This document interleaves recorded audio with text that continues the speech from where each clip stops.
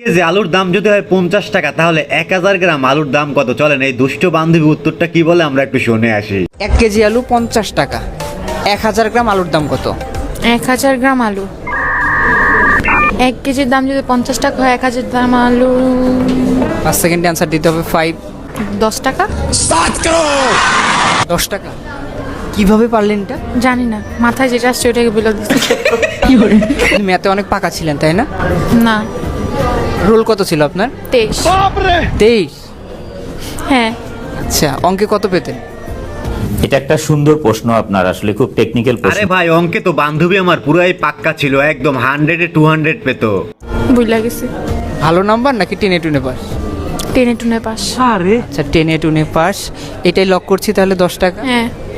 Sure আপনি? হ্যাঁ, sure. আচ্ছা, শিওর বাট অ্যাবসলুটলি শিওর। কি হচ্ছে, রং নাকি রাইট? রঙই হইতে পারে ভাই, আমি জানি। রঙই হইতে পারে। হ্যাঁ, কিন্তু আমি শিওর এটাই। শিওর এটাই? হ্যাঁ। বান্ধবী আমার 100% শিওর 1000 গ্রাম আলুর দাম 10 টাকাই হবে। বলি বান্ধবী, 1 কেজি আলুর দাম যদি হয় 50 টাকা, তাহলে 1000 গ্রাম আলুর দাম 10 টাকা কিভাবে হয়?